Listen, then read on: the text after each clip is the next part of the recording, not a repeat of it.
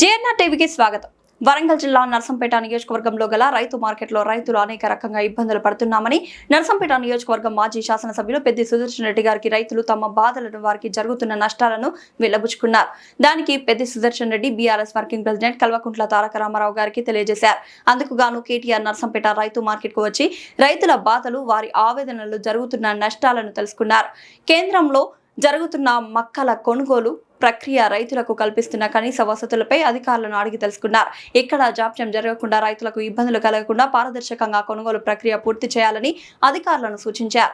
అందుకు గాను కేటీఆర్ రైతులు ఎవరు గాని ఆందోళన చెందకూడదు, ఎవరికి భయపడకూడదు, అన్నం పెట్టే రైతు కన్నీళ్లు పెట్టకూడదు, నేనున్నాను అంటూ రైతులకు భరోసా ఇచ్చారు. అంతేగాక అతి త్వరలో వరంగల్ జిల్లాలో తెలంగాణ మాజీ ముఖ్యమంత్రి గౌరవనీయులు కల్వకుంట్ల చంద్రశేఖరరావు గారిచే వారి బహిరంగ సభ ఏర్పాటు చేసి రైతుల సమస్యల పట్ల చిత్తశుద్ధి లేని కాంగ్రెస్ ప్రభుత్వాన్ని ఎండగట్టే విధంగా చేస్తాం, రైతులు బాధపడకూడదు, ఆవేదన చెందకూడదు అంటూ నర్సంపేట రైతులకు భరోసా ఇవ్వడం జరిగింది. ఈ కార్యక్రమంలో పాల్గొన్న వారు నర్సంపేట మాజీ శాసనసభ్యులు పెద్ది సుదర్శన్ రెడ్డి, మాజీ మంత్రివర్యులు ఎర్రబెల్లి దయాకర్రావు, మాజీ మంత్రి సత్యవతి రాథోడ్, మాజీ స్పీకర్ మధుసూదనాచారి, మాజీ శాసనసభ్యులు చల్లా ధర్మారెడ్డి, మాజీ శాసనసభ్యులు మాలుతు కవిత, మాజీ మార్కెట్ చైర్మన్ చింతం సదానందం, రాకేష్ గౌడ్ తదితరులు పాల్గొనడం జరిగింది. ఈ ప్రోగ్రామ్ ని మా GNR TV Narsampet reporter Nimmanaboina Prabhakar cover చేయడం జరిగింది.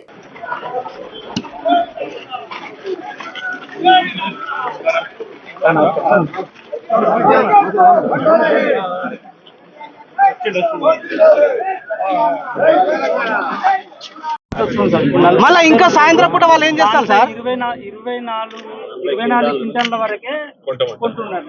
ఇంకా 24 క్వింటాల్లోకి మళ్ళీ అసలు మనకి తంబు చేపిద్దామన్నా కూడా అది సిగ్నల్ లేదని చెప్పేసి దాన్ని వాళ్ళు డిసైడ్ చేసుకున్నారు. తమ్మి రైతులకు కనీస మద్దతు ధర ఇవ్వద్దు, వాళ్ళు కొంటే 2420 ఇవ్వాలి, ప్రభుత్వం ఇచ్చేటట్టు లేదు. వాళ్ళ ఆలోచన ఏంటంటే మీరు అటికి భావించారు అమ్ముకోవాలి, బయట 1700 1800 అమ్ముకోవాలి.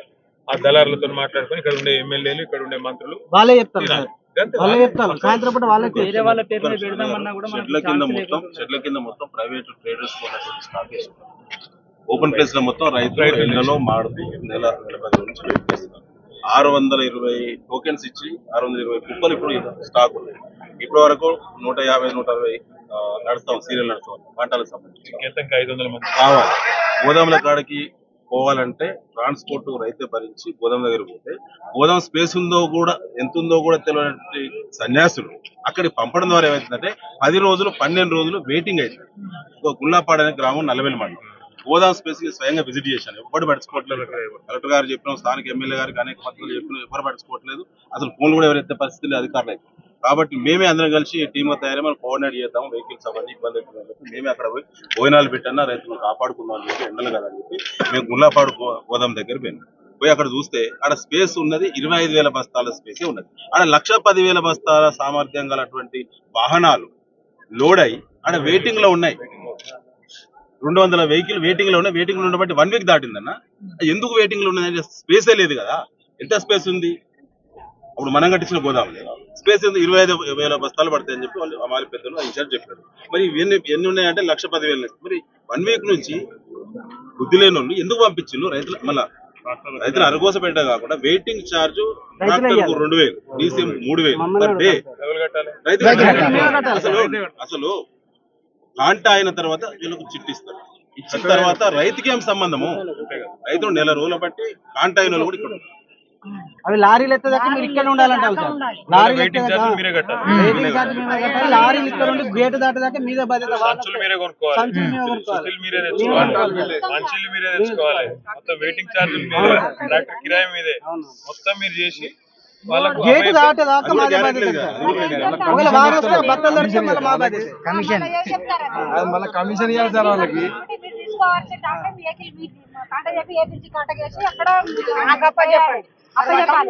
ఏం చేస్తాం? వెహికల్ వస్తే లేవని చెప్తాం. 2 రోజులు మీరు కరెక్ట్ నెల రోజులు ఏప్రిల్ 7 కమిషన్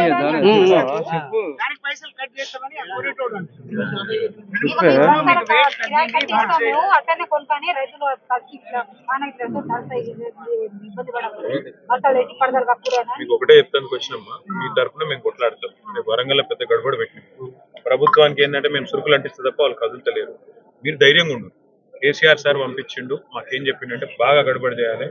4 ఏళ్ల కిందట వరంగల్ కు రాహుల్ గాంధీ గారు వచ్చి ఏం చెప్పిండు?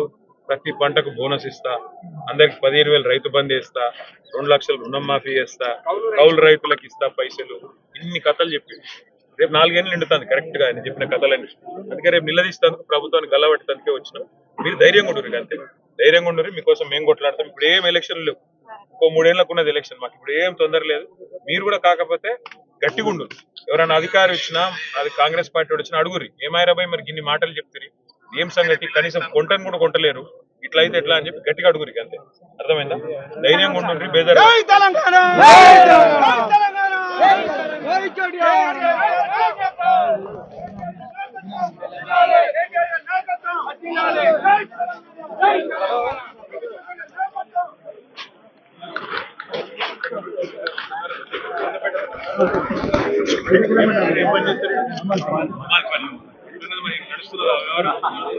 బాగున్నది కదా మరి మోసం. ఎప్పుడైతే మరి ఈ లెక్కన 6 నెలలకి గోదాంలో కొనే గుండె లేదు, గోదాంలో ఎందుకు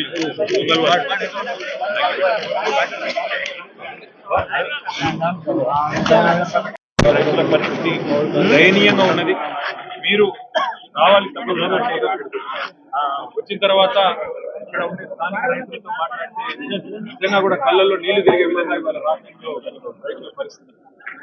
2 నెలలైంది ఒక్కొక్క రైతు ఇక్కడికి వచ్చి. కొంతమంది 4 రోజుల కింద, కొంతమంది 20 రోజుల కింద, కొంతమంది 2 నెలల కింద వచ్చిన పండించింది చాలా కష్టపడి, మరి ప్రభుత్వం సహకరించకపోయినా, రైతు బంధు వేయకపోయినా, యూరియా సకల్ ఇయ్యకపోయినా, యూరియా కోసం 2, 3, 4 రోజులు లైన్లలో నిలబడి కష్టపడి ఇలా పండించిన పంటని ఇక్కడికి తీసుకొని వస్తే, ఇక్కడ సెంటర్ లో వ్యవసాయ మార్కెట్ యార్డ్ లో నర్సంపేటలో కనీసం మందులు ఇచ్చేటోళ్ళు లేరు, దుడ్లు ఇచ్చేటోళ్ళు లేరు, మంచినీళ్ళు పోసేటోళ్ళు లేరు.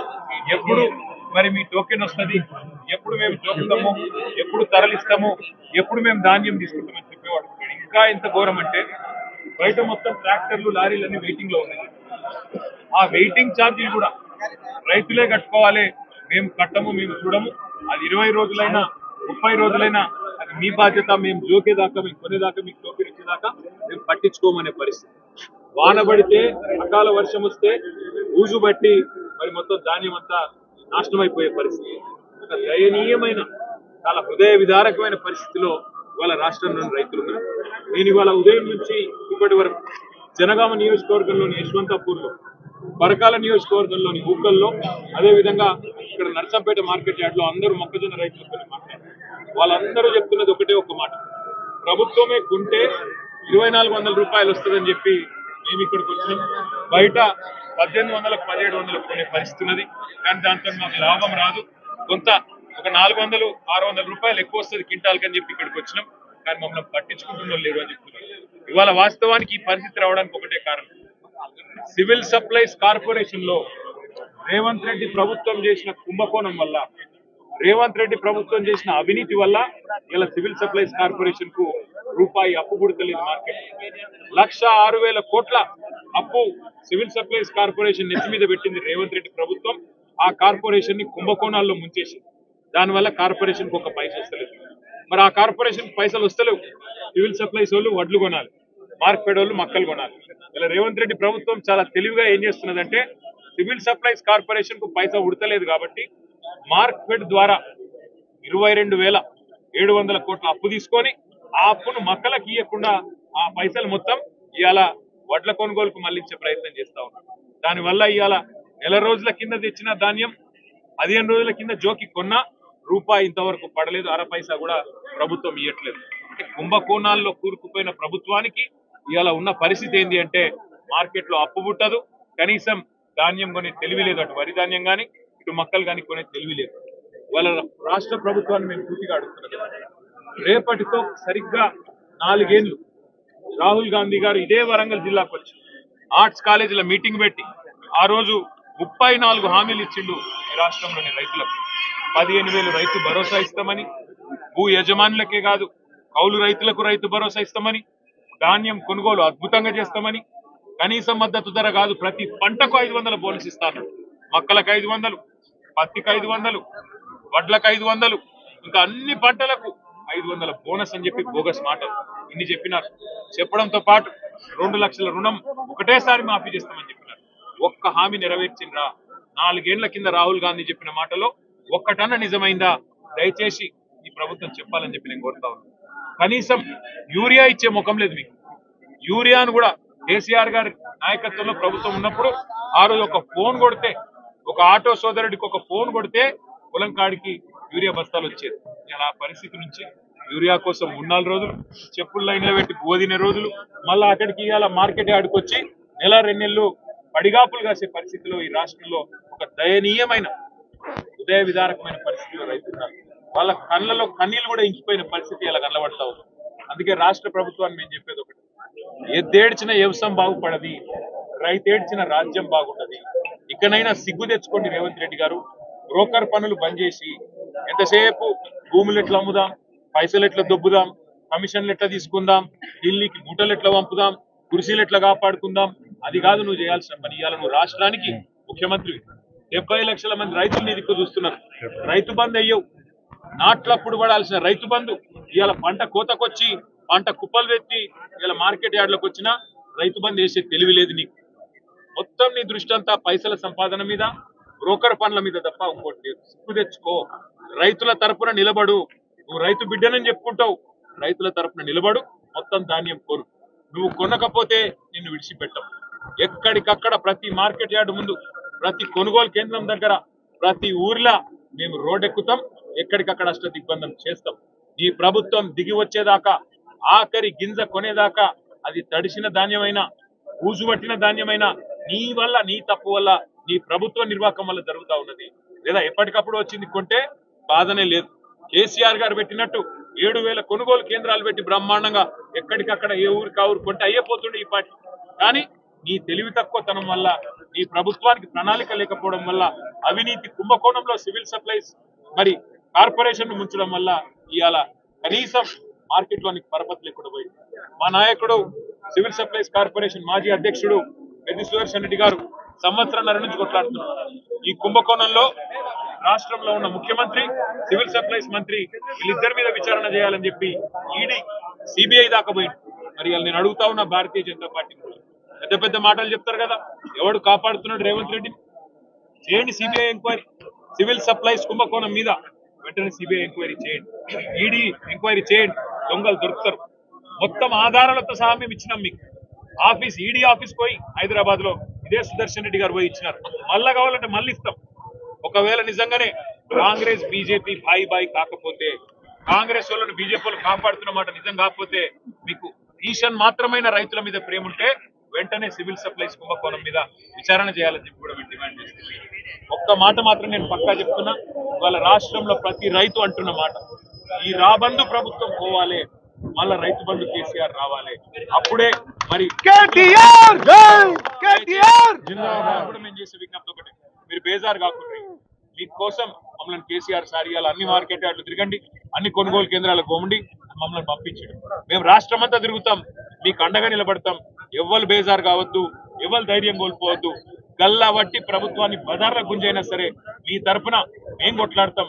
ఆఖరి గింజ కొనేదాకా విడిచిపెట్టమని చెప్పి కూడా చెప్తూ, మరి అలా ఇక్కడ కలిసి తమ ఆవేదన వెలబోసుకున్న రైతులందరికీ కూడా నేను ఒకటే చెప్తున్న, ధైర్యం కోల్పోకండి.